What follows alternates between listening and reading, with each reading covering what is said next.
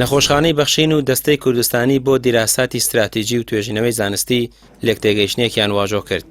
بەڕێوەبەری نەخۆشخانەی بەخشین دەڵێت ئەوان چەند ساڵێکە لە بواری پزیشکی بە وردی سەرخاڵی لێکۆڵینەوەی زانستین و دەیانەوێت ئاسی نەخۆشخانەی بەخشین بەرز بکەنەوە.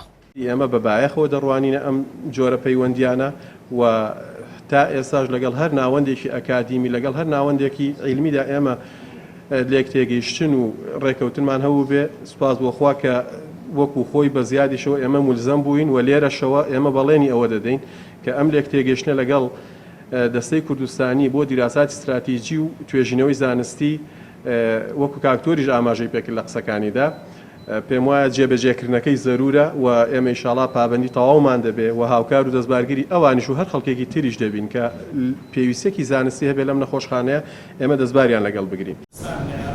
سەرۆکی دەستەی کوردستانی بۆ دیراساتی استراتیژی و توێژینەوەی زانستیش دەڵێت ئەوان بە سەدان توێژنەوەیان هەیە دەیانەوێت لەگەڵ بەخشینیش بە هەماهەنگی لەگەڵ توێژەرەکانیان کار بۆ پێشخستنی زانست بکەن.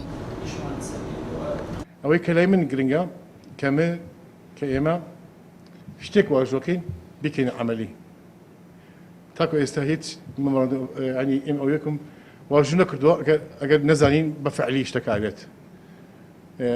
قسەکردن زۆرەوە زۆر قسە بکات و زۆر بڵێت بەڵام کە گەیشتی عملەکە گرنگترین شتێک کە جێبەجێ بکرێت. نووسی پێ ساڵێک زۆر پێکەم بوو کردمە 2 ساڵ پێش باش 5 ساڵش بووە خۆزگا ینی بەڕاستی توێژەی ئێوە توێژە بەرازەکەن ئێوە بێن لای ئێمەش توێژینەوە بکەن ئێمەش لایەوە توێژینەوە بکەین. بەخشین تا ئێستا چەندین توێژینەوەی کردووە کە لەسەر ئاستی ماڵپەڕە جیهانیەکان بایەخی پێدراوە و بڵاو کراوەتەوە و کاری لەسەر کراوە. ئەم لێکتێگەیشتنە ئامانجمان پێشخستنی کردی تەندروستی و خوێندنی باڵایە لە ڕێگەی ئەنجامدانی توێژینەوەی زانستی.